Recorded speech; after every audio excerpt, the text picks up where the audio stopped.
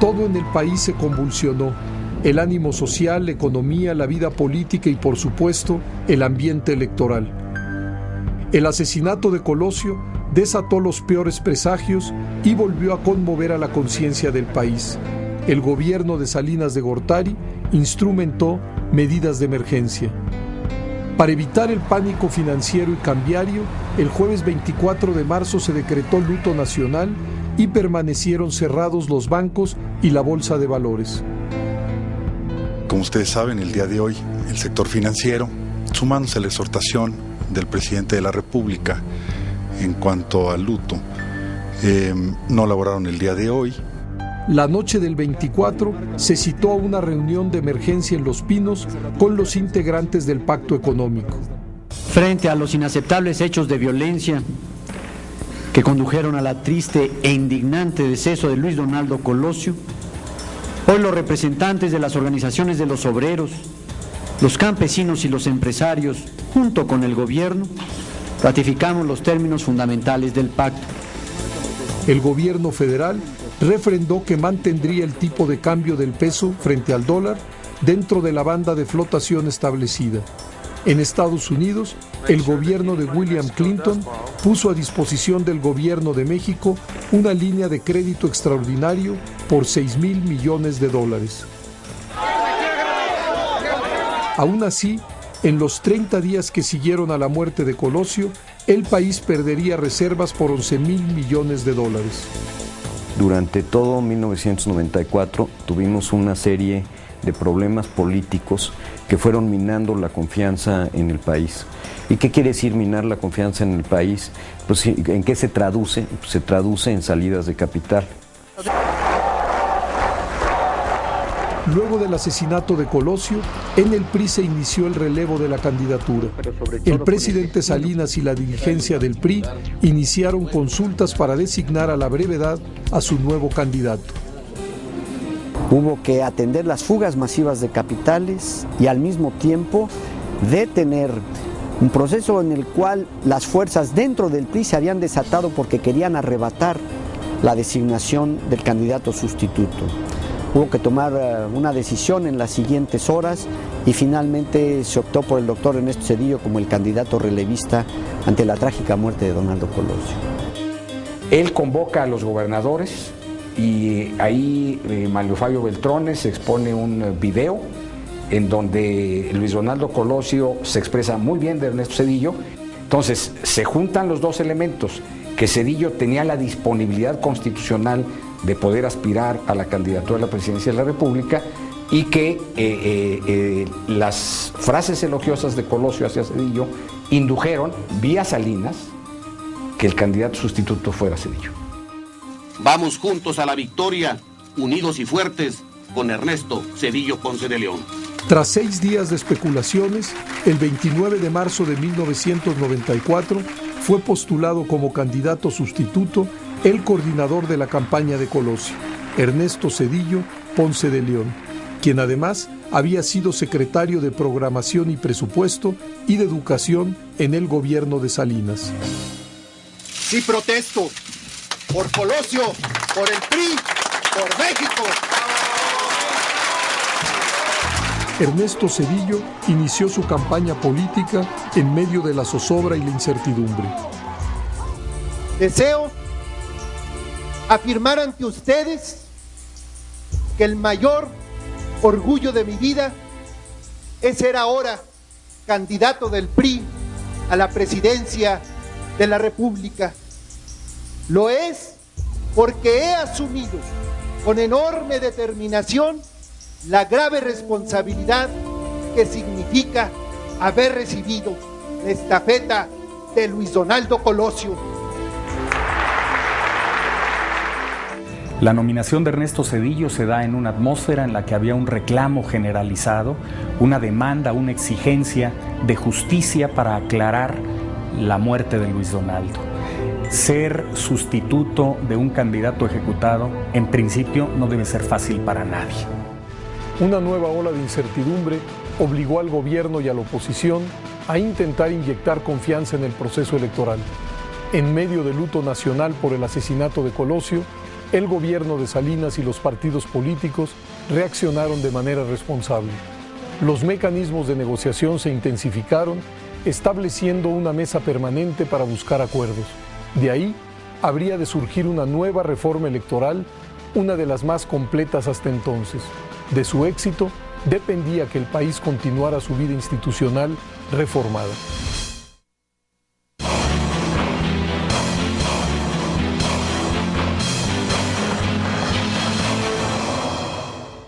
El asesinato de Colosio obligó al gobierno y a los partidos a hacer de la necesidad virtud, es decir, a convertir la desgracia en un acicate para la democratización de la vida del país.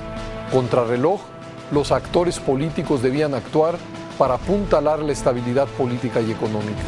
Los partidos se esforzaron hasta lograr un consenso sobre el marco legal que garantizaría la realización de las elecciones generales ya en curso.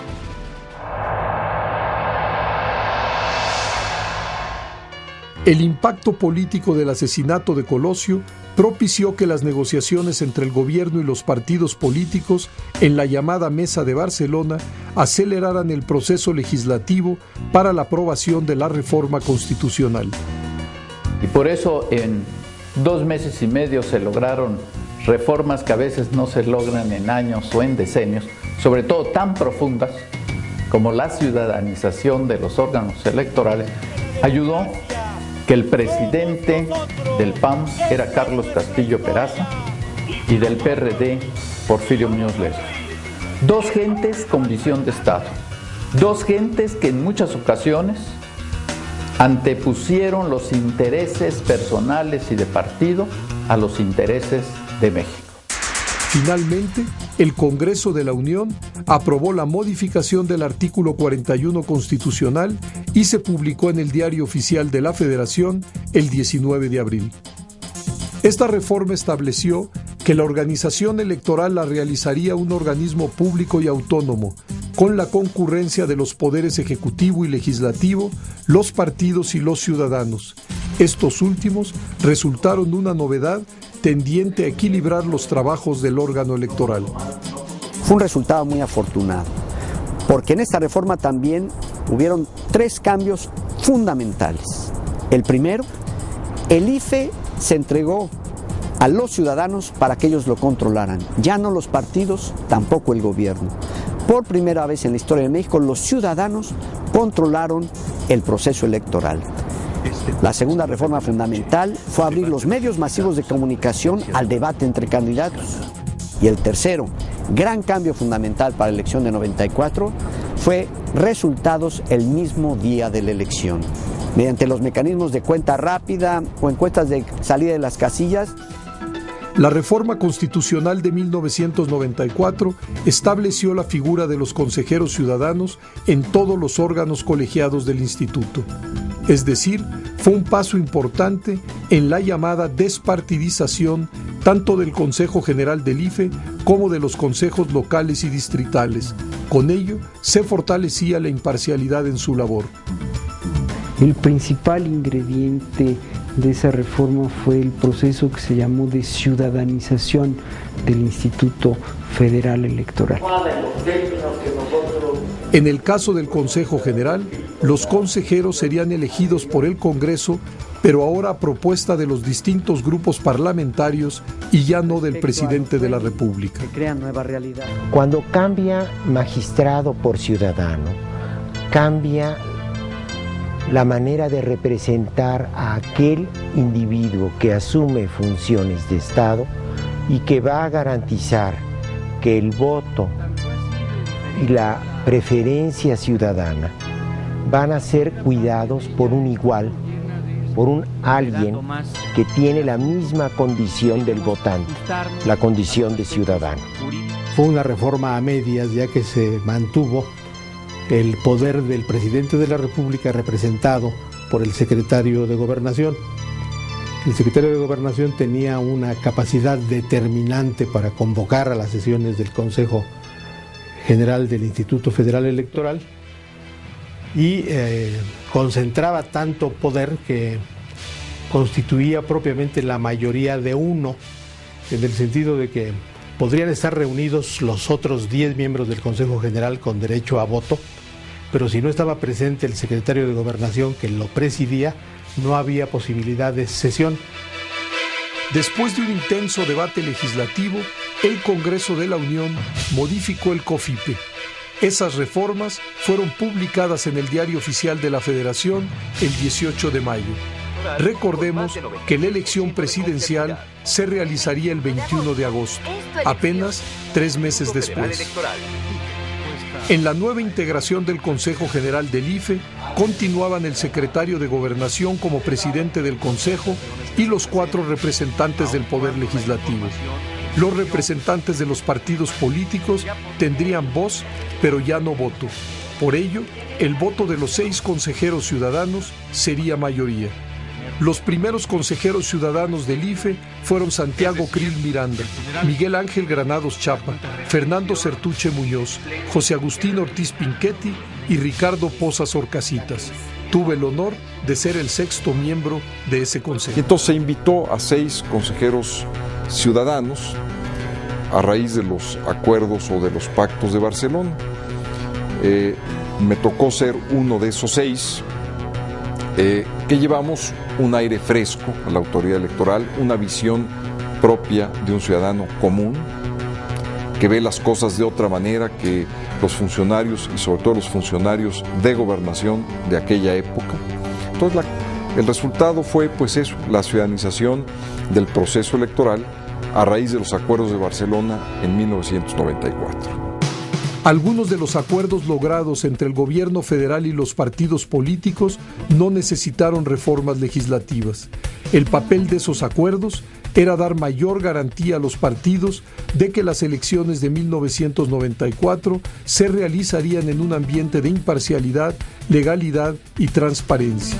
Por ello, en el seno del Consejo General del IFE se tomaron medidas adicionales que fueron factor de certidumbre.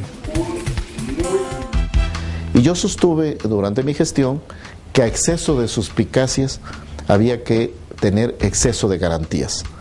Y nos tocó construir la credibilidad de los procedimientos, buscar el líquido indeleble, establecer los funcionarios de casilla, no por designación que pudiera favorecer a un partido político, sino por doble insaculación, los métodos de capacitación, el primer programa de resultados electorales preliminares y los primeros conteos rápidos a cargo de la autoridad electoral. En fin, un amplio paquete, la construcción del nuevo padrón electoral que ya había entrado en funcionamiento en 91, pero el siguiente esfuerzo que fue el de incorporar la fotografía en la credencial de elector en un esfuerzo magno que llevó a incorporar con fotografía a 50 millones de mexicanos. La reforma electoral de 1994 también amplió la participación de los observadores nacionales y por primera vez se aceptó la observación internacional bajo la figura de visitantes extranjeros. Se hicieron una serie de ajustes en la legislación y se permitió que los observadores internacionales que habían estado en otros lugares del mundo observando procesos de transición vinieran a México y observaran las elecciones.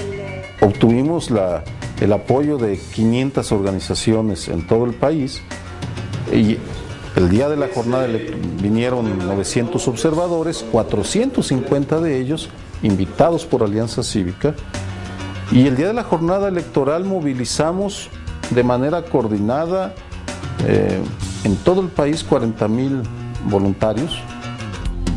El contexto político, pero sobre todo el proceso electoral, necesitaba un entorno de confianza y certidumbre. Los estudios de opinión y los conteos rápidos contribuyeron a generar esa confianza. Los conteos rápidos siempre generaron al principio mucha desconfianza y después de ahí se fueron generalizando. Yo creo que toman carta de naturalización 1994, cuando prácticamente son los que determinan y consolidan el anuncio de resultados y la credibilidad en la elección, y a partir de ahí se hacen permanentemente, ¿no? Para contrarrestar la incertidumbre y la desconfianza provocada por la violencia, era fundamental refrendar la viabilidad y la limpieza del proceso electoral. sin esa profesionalización de los órganos electorales en nuestro país, los conflictos por la organización de las elecciones y sobre todo los conflictos políticos por el resultado de las elecciones y la legitimidad social de los gobernantes hubieran sido muy complejos en este país. Se buscaba validar la lucha política legal y al mismo tiempo exorcizar a la violencia. El nuevo marco legal electoral estaba listo para ponerse a prueba. La vida política del país parecía encontrar un cauce. La contienda electoral volvió a ocupar el centro de la atención pública. La reforma electoral de 1994 fue la respuesta política a la amenaza de las armas y la violencia y un nuevo eslabón en la transición democrática. En el camino hacia las elecciones presidenciales del 21 de agosto de ese año, el país experimentó interesantes novedades en las campañas presidenciales. Solo la voluntad política y la vocación democrática de las fuerzas políticas pueden explicar cómo el país fue capaz de reencauzar el proceso electoral. Se trató de un esfuerzo mayúsculo que generó reformas que impactaron al país más allá de la coyuntura. Como muestra de civilidad y normalidad democrática, el debate entre los candidatos llegó a los medios.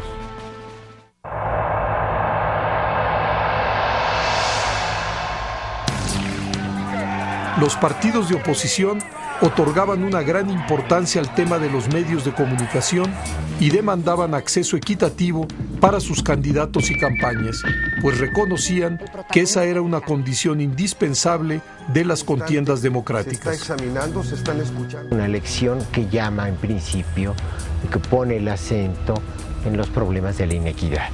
A partir de entonces, digamos, la inequidad, la manera en que los partidos participaron de los medios de difusión, la manera en que los partidos participaron de los recursos públicos y privados para hacer sus campañas, tuvieron grandes diferencias. Partidos políticos y gobierno alcanzaron una serie de acuerdos en esa materia. La autoridad electoral, a través de unos lineamientos, intentó inducir, aunque solo fuera a manera de recomendación, un comportamiento equilibrado de los medios.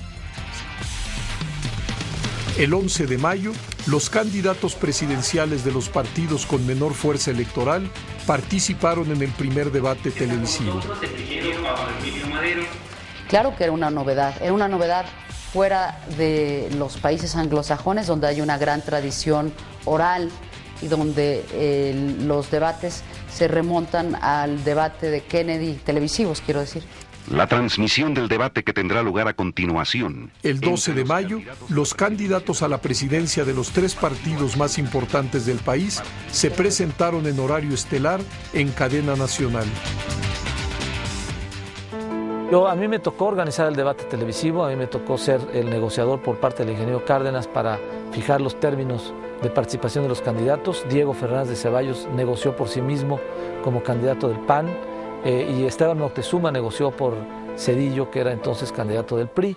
Esto prueba, señor Cárdenas, que usted tiene una cara en la oposición y otra en el gobierno.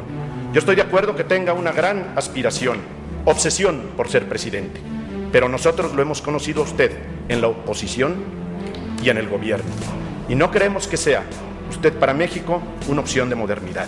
Pero son ustedes, doctor Zedillo, quienes generan la violencia, quienes son responsables de una corrupción que se da dentro y fuera de las esferas oficiales, quienes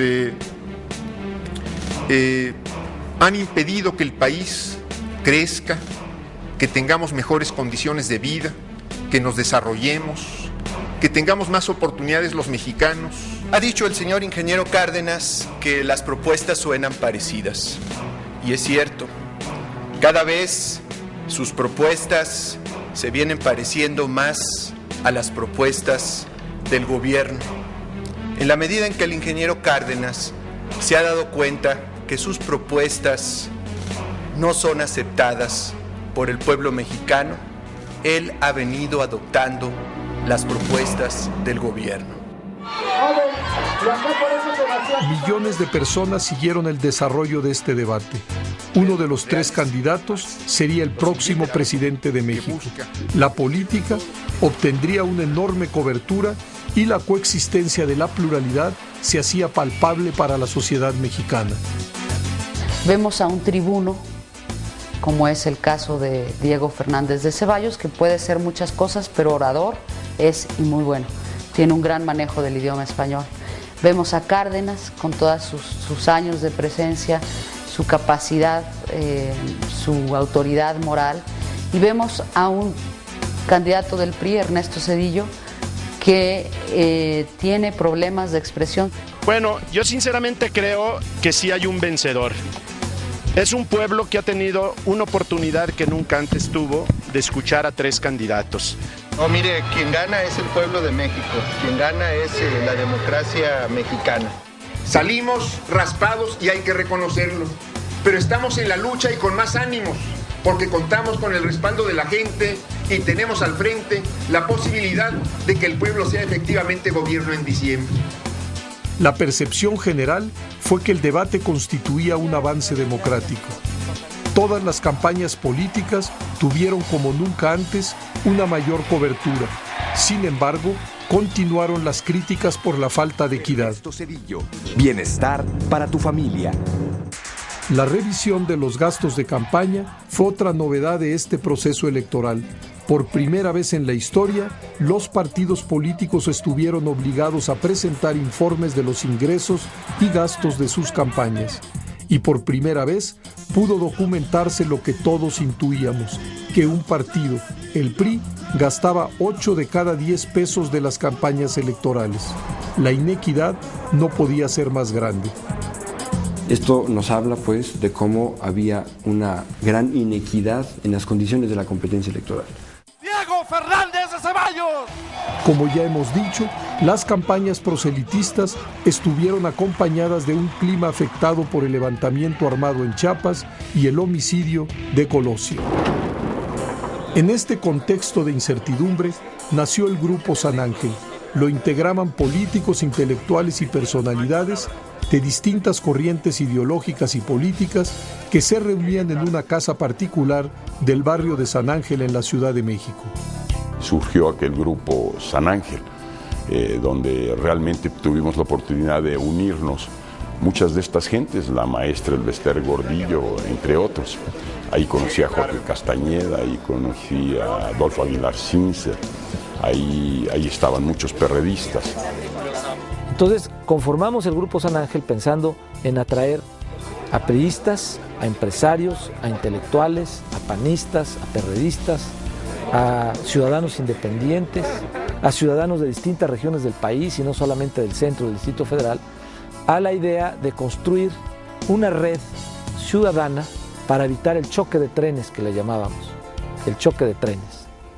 Yo creo que fue un grupo de la sociedad civil que trató de proponer ideas en un momento dado, que tuvo la virtud de reunir a gente de muy diversa persuasión política. Había gente de derecha, izquierda y centro ahí, y pues era un grupo propositivo, simplemente creo que no pasó de allí, pero fue importante porque le dio diversificación a la vida política mexicana. El país se acercaba a las elecciones generales en que se elegiría presidente de la República y se renovaría el Congreso. Las reformas aprobadas tenían que demostrar su pertinencia y capacidad para dar respuesta y cauce a la pluralidad política que contendía en el país y de esa manera cerrarle el paso a la violencia. Por supuesto, también estaban en juego las propuestas y estrategias de los diversos partidos y candidatos que serían evaluados por los electores. También se calificaría el grado de confianza en las instituciones, en el proceso electoral y en los partidos y candidatos.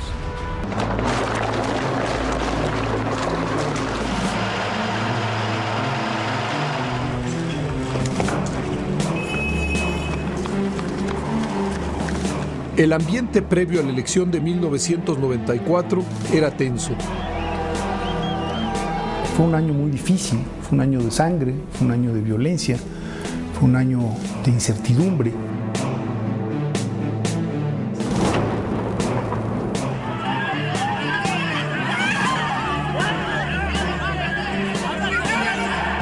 así se llega a la elección en medio de fuertes temores para la población, de una campaña también de profundizar estos o de hacer crecer estos temores y estos miedos a la población.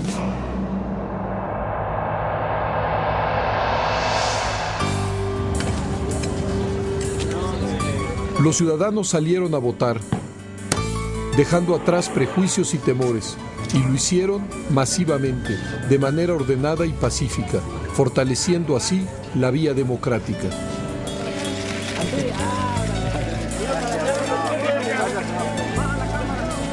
Las elecciones que hoy celebramos son la gran oportunidad de los mexicanos para seguir avanzando en la democracia. Fue muy sorprendente ver cómo la credibilidad que logró tener el IFE es quizás uno de los antídotos más eficientes contra el abstencionismo. Partido Revolucionario Institucional, rango de votación de 49.3 a 50.7%. Ernesto Zedillo surgió como ganador de las elecciones mejor organizadas y al mismo tiempo más vigiladas en la historia de México hasta entonces. Es ya una victoria del PRI del mañana, del PRI que responde a las exigencias democráticas del país, del PRI que estamos construyendo con convicción y determinación firmes. De ahí que este triunfo sea de todos y sea también para todos.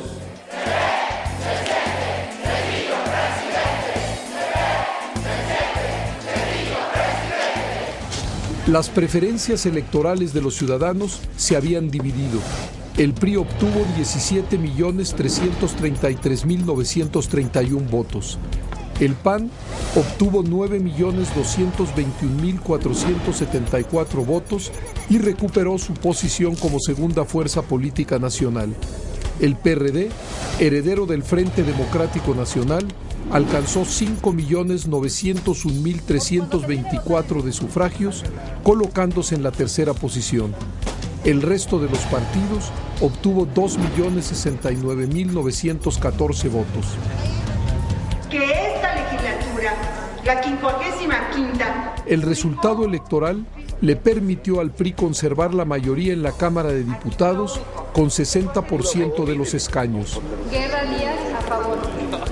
El Senado se volvió más plural en su composición, aunque el PRI conservó 74% del total de las senadurías. Quienes estén por la afirmativa, sírvanse manifestarlo poniéndose de pie. Se considera suficientemente discutible. Pese a que en 1994 los votos se contaron y fueron respetados, las condiciones de la competencia seguían siendo extremadamente desiguales, lo que generó descontento e irritación entre los participantes.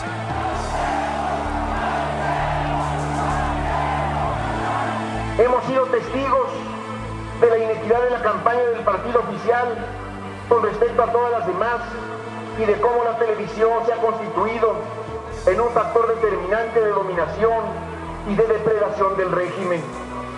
El PRD, en todas sus campañas, gastó alrededor de 12 millones de nuevos pesos, que fue lo mismo que gastó solo uno de los candidatos del PRI al Senado por el Distrito Federal. Que una vez más, Acción Nacional se ha enfrentado al partido de Estado. Una vez más, hemos visto con dolor y con vergüenza el derroche multimillonario de fondos, de dineros para la campaña del candidato oficial. Y ello me lleva a sostener abierta y públicamente que este proceso ha sido, en ello, inequitativo e injusto.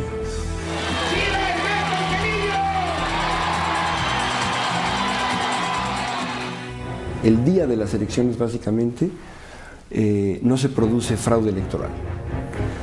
Después vinieron otras preocupaciones, una vez que estaba básicamente resuelto el problema de la organización de los comicios. Y eso fue básicamente el problema de la equidad. La construcción de condiciones equitativas para la competencia se convertiría en el nuevo tema de la transición democrática del país. La elección presidencial de 1994 fue una de las más competidas. Se logró un gran avance en la confianza sobre la elección, pero se abrió el debate acerca de las condiciones de la competencia. Cuando las cosas parecían volver a la normalidad, el país fue cimbrado de nueva cuenta.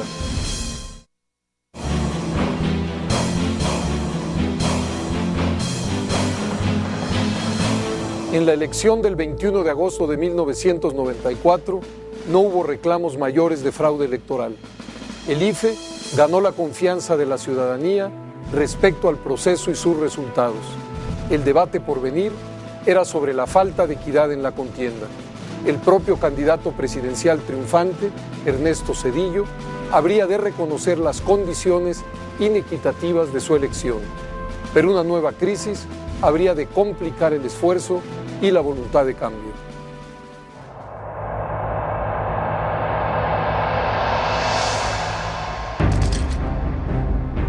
El asesinato de Francisco Ruiz Massieu enrareció el ambiente político nacional. Es indignante este crimen del que fue víctima José Francisco Ruiz Massieu. Y usted estaba presente cuando aconsejaron de casa de Fernando a Daniel Aguilar Treviño para efectos de que privara de la vida a José Francisco Ruiz Massieu. La tensión aumentó aún más cuando meses después la investigación sobre este crimen señaló a la dirigencia del PRI y Raúl Salinas fue detenido.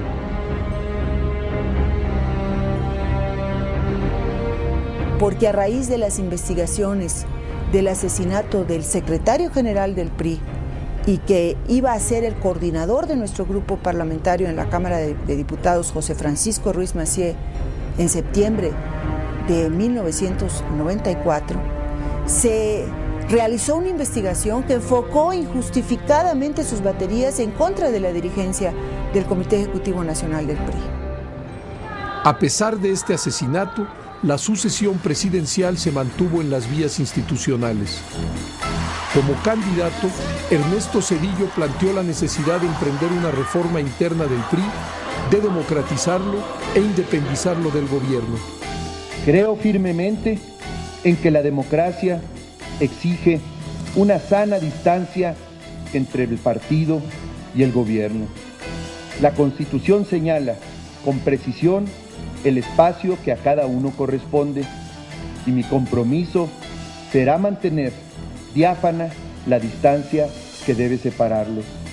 Por ello, hoy, como un priista más, deseo contribuir a alentar la reforma interna de nuestro partido.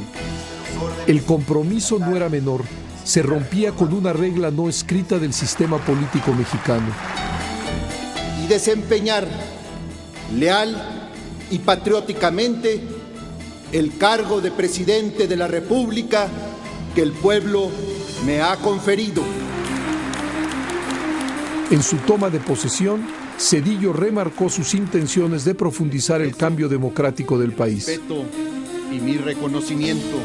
México exige una reforma que, sustentada en el más amplio consenso político, erradique las sospechas, recriminaciones y suspicacias que empañan los procesos electorales. ¿Qué hizo Zedillo? Tomó conciencia de lo que estaba sucediendo, quiso dar un mensaje de toma de posesión donde le diera confianza a la sociedad. Y ahí incorporó en uno de los 4 puntos su convocatoria a un gran acuerdo nacional para modernizar y avanzar en la democracia.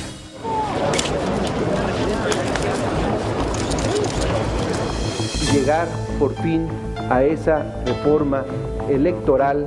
Después del 1 de diciembre de 1994, el presidente Zedillo acudió al Congreso de la Unión para tratar el tema de la reforma electoral y de manera más amplia la reforma del Estado mexicano. El propio Zedillo reconoció la inequidad en las condiciones de la competencia durante su campaña. Pocos meses después de asumir la presidencia, en algún viaje a España, el propio Zedillo dijo que había sido una elección inequitativa, aunque nunca explicó qué quería decir con eso de inequitativa. Al presidente Zedillo ya no le cupo la menor duda, y lo dijo incluso con toda valentía, cuando criticó la inequidad del uso de los medios electrónicos en su propia elección. Dijo, fue una elección limpia pero no equitativa. No le cupo la menor duda, y yo creo que desde el principio, me consta que desde el principio de su sexenio, tomó la democracia como el punto toral de su régimen.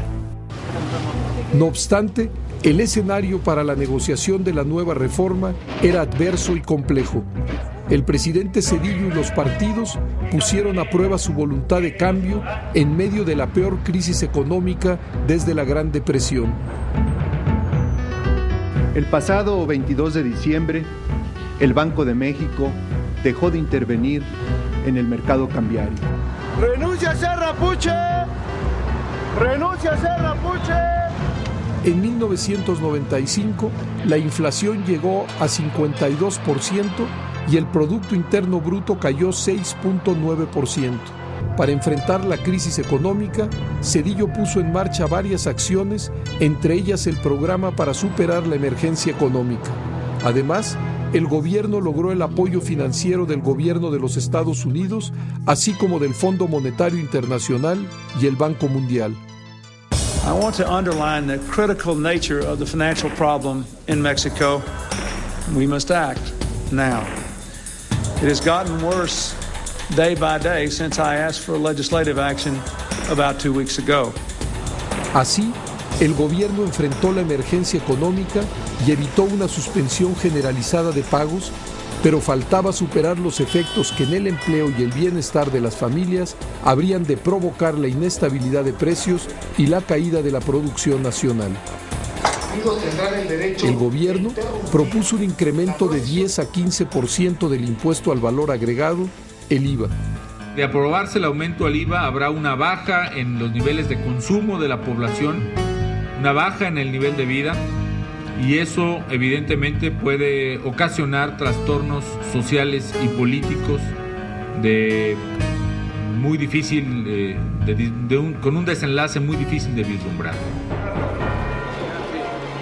La aprobación de esta medida por los legisladores del PRI causó un gran debate y una enorme atención de la opinión pública.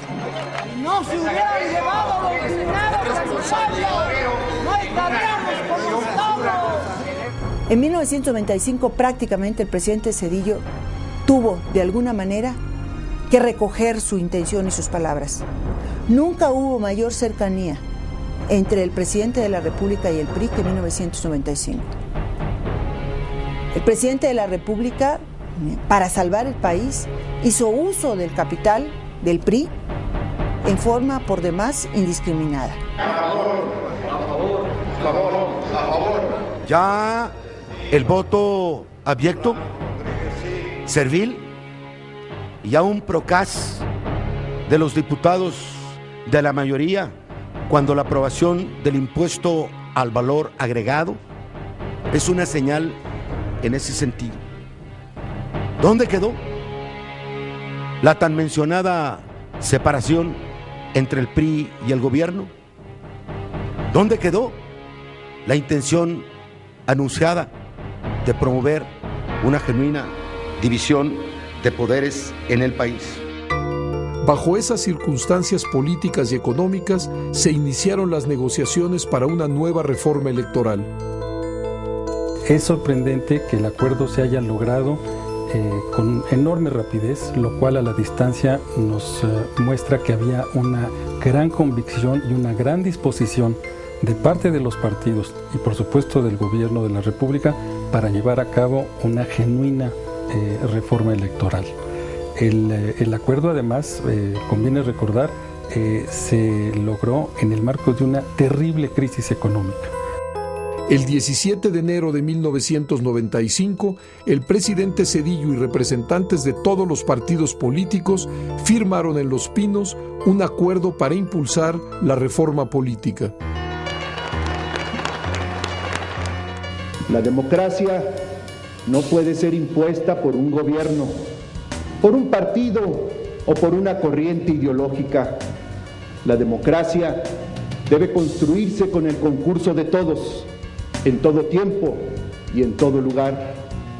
De ahí la trascendencia de estos compromisos para un acuerdo político nacional que hoy suscriben los partidos políticos y que yo mucho me honro en atestiguar. Esta definición sería el rasgo distintivo de la nueva ronda reformadora. La disposición que en aquel entonces el PAN manifestó para llegar a un acuerdo con el gobierno que evitara un desbordamiento social y político, junto con la disposición que también manifestaron otras fuerzas, permitió suscribir un acuerdo político nacional en 95 que mucha gente interpretó como un mero símbolo, y tal vez lo era una mera señal, un signo de que queríamos construir y no destruir en un ambiente de gran tensión política. Convenimos una agenda muy bien hecha, la primera gran agenda de la reforma del Estado que se hizo de 4 partes. La parte electoral y representativa, la parte de relaciones ejecutivo-legislativo, la parte del federalismo y la parte de participación ciudadana y medios de comunicación. Era el inicio de una larga y laboriosa negociación. Su agenda era muy extensa, muy detallada y compleja. La deliberación y los acuerdos tardarían más de año y medio en dar sus primeros frutos. El presidente Zedillo inició su gobierno enfrentando la crisis económica más severa de la historia contemporánea de México. Bajo esas circunstancias, el gobierno tendría que iniciar una nueva negociación política con márgenes más reducidos. La firma del Acuerdo Político Nacional entre el gobierno y los partidos políticos ofreció un espacio de negociación para una nueva reforma. Sin embargo, conflictos electorales en varios estados de la República provocarían que el PAN y el PRD se levantaran de la mesa de negociación.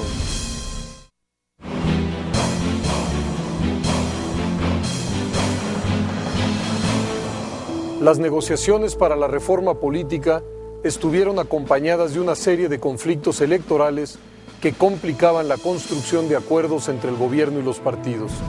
Resultaba paradójico. Estos conflictos eran la muestra más elocuente de la necesidad de una nueva reforma electoral, pero su persistencia dificultaba al mismo tiempo las negociaciones. La nueva reforma electoral tardaría en llegar. Una serie de acontecimientos políticos ensombrecieron la relación del gobierno federal con los partidos políticos nacionales y dilataron el proceso de negociación. El surgimiento de conflictos electorales locales provocaría la salida del PAN de las negociaciones y crearía reticencias en el PRD.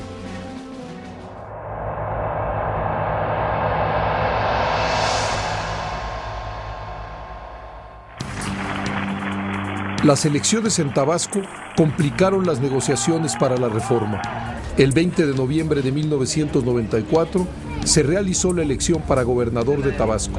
Los resultados oficiales le dieron el triunfo a Roberto Madrazo del PRI.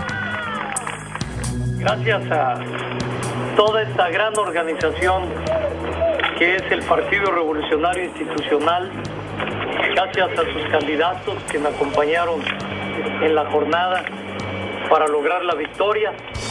El candidato del PRD, Andrés Manuel López Obrador, denunció un fraude y exigió la anulación de las elecciones. En más de 800 actas de escrutinio no cuadran las cifras. Sobran boletas o faltan boletas. De acuerdo a la ley, esto es una causa para anular las casillas.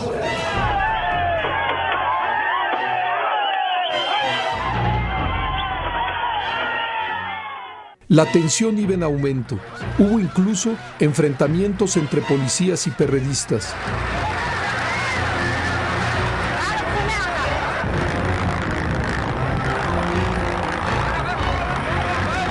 En protesta, en diciembre de 1994, un grupo de militantes del PRD tomó diversas instalaciones de Pemex y colocó un plantón afuera de las oficinas del gobierno estatal. Protesto guardar y hacer guardar la Constitución política de los Estados Unidos. A pesar de las protestas, el 1 de enero de 1995, Roberto Madrazo tomó posesión como gobernador de Tabasco. A este evento no asistió el presidente Zedillo. El cargo de gobernador que el pueblo me ha conferido.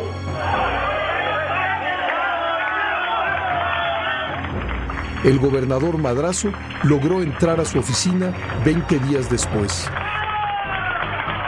El PRD seguía inconforme por el resultado electoral y en enero y febrero organizó varias concentraciones en contra del arribo de Roberto Madrazo al gobierno de Tabasco. Han habido acusaciones de graves irregularidades en el proceso de la elección del 20 de noviembre. Jamás han sido probadas, jamás serán probadas porque no las hubo. Nuestra elección pasó todas las pruebas, la de los organismos constituidos conforme a derecho, pero sobre todo la prueba de la confianza popular. 6 meses después de la elección, Andrés Manuel López Obrador encabezó el llamado Éxodo por la dignidad, la soberanía nacional y la democracia, que salió de Villahermosa y después de 40 días y casi 1,000 kilómetros de caminata, se instaló en un plantón en el Zócalo de la Ciudad de México que duró una semana. Nos llegaron unas cajas con todo el archivo de la Secretaría de Finanzas del PRI. Pudimos mostrar eso. Cuando la ley establecía como tope de campaña, en aquel entonces, 4 millones de pesos. Los 70 millones de dólares en aquel entonces equivalían a 240 millones de pesos. 240 millones. Y la ley establecía como tope 4 millones. Como que se pasó un poquito. Este suceso provocó una serie de críticas contra Madrazo y tensó más la relación del gobierno federal con el PRD. El conflicto postelectoral que se generó en la contienda en Tabasco entre el candidato Roberto Madrazo Pintado y el candidato Andrés Manuel López Obrador, que no dejó conforme al Partido de la Revolución Democrática y mucho menos al candidato Andrés Manuel López Obrador, y fue parte de los problemas que había y que afectaron la negociación ya en el acuerdo, ya después del acuerdo, en la negociación para la reforma constitucional. Este conflicto obligó a que el secretario de Gobernación Esteban Moctezuma y el presidente del PRD Porfirio Muñoz Ledo discutieran el problema de Tabasco y la reincorporación del PRD a las negociaciones para la reforma política. La negociación no tuvo éxito. Roberto Madrazo se mantuvo en el gobierno de Tabasco y Andrés Manuel López Obrador se convirtió, meses después, en el presidente nacional del PRD. Se han librado órdenes de aprehensión en contra de las siguientes personas: Rafael Sebastián Guillén Vicente, alias Marcos. Otro suceso que tensó la relación del gobierno de Zedillo con el PRD y la izquierda se presentó el 9 de febrero de 1995, cuando el gobierno descubrió públicamente la identidad de Marcos y de los principales dirigentes no indígenas del EZLN y se inició una acción militar en la zona zapatista.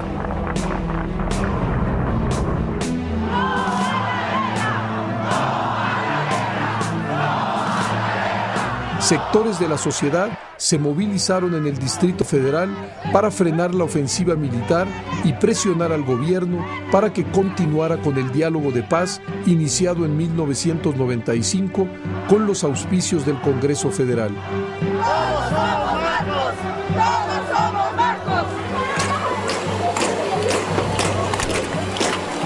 El diálogo se reanudó en octubre de 1995 en San Andrés Larráinzar, Chiapas, y derivó en los acuerdos sobre derechos y cultura indígena firmados con el gobierno en febrero de 1996. A la tensión que se vivió en Chiapas, recién iniciado el gobierno del presidente Zedillo, se sumó otro acontecimiento que agravó el clima político.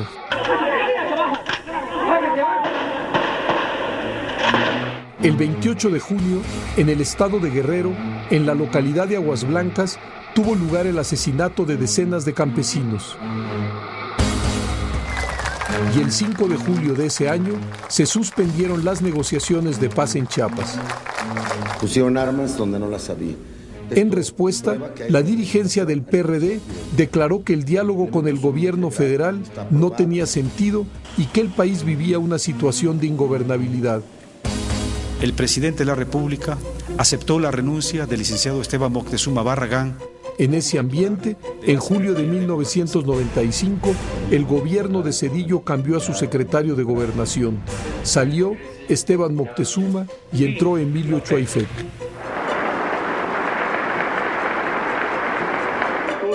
El PRD, después de una fuerte deliberación interna, decidió permanecer en el proceso de negociación de la reforma.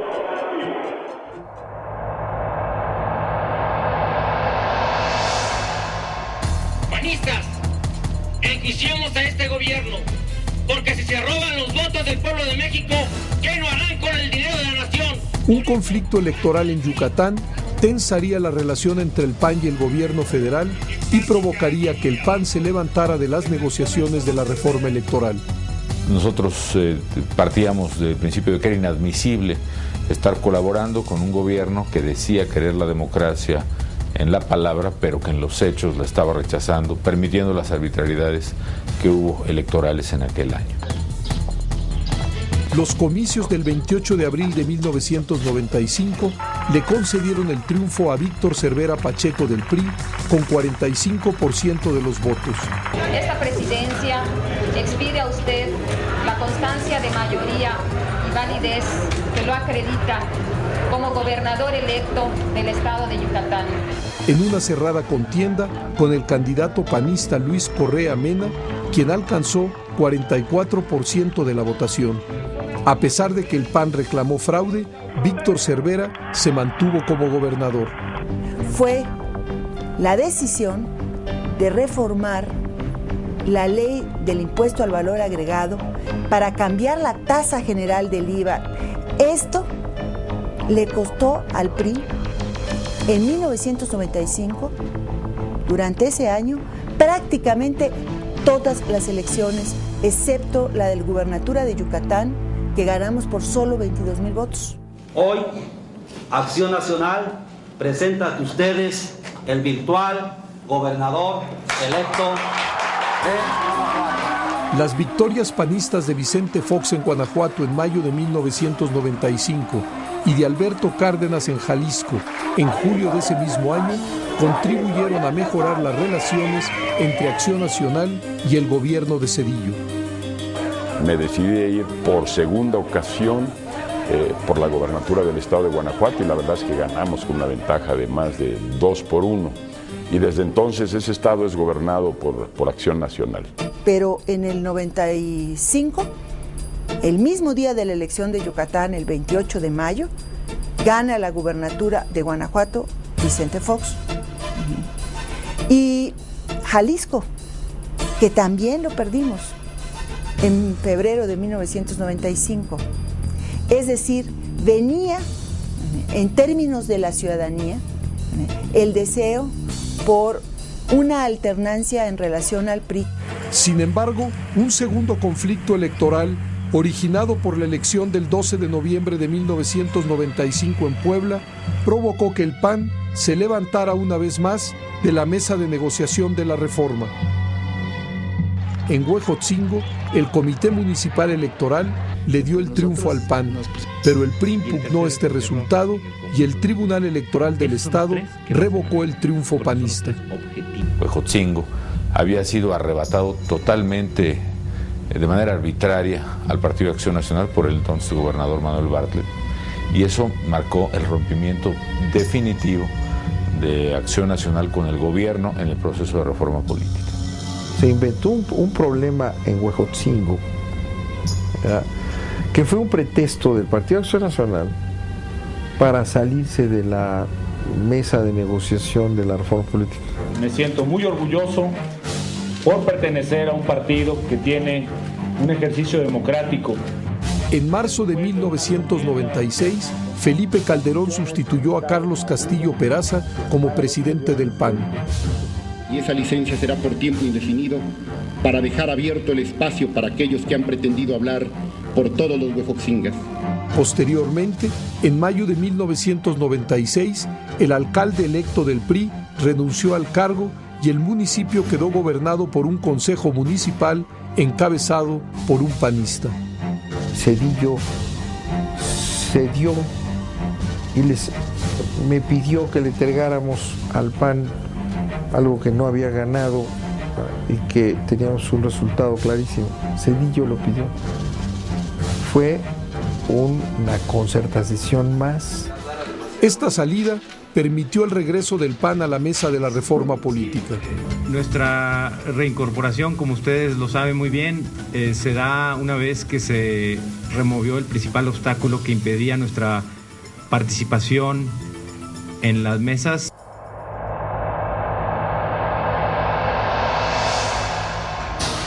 La relación entre el presidente Cedillo y el PRI fue desde el inicio complicada. Había sana distancia cuando al Ejecutivo le convenía, pero había necesidad de apoyarse en el partido como aliado, aún a costa de los activos políticos del PRI. Mire, yo creo que la relación entre el presidente Cedillo y el PRI fueron tensas en muchos momentos.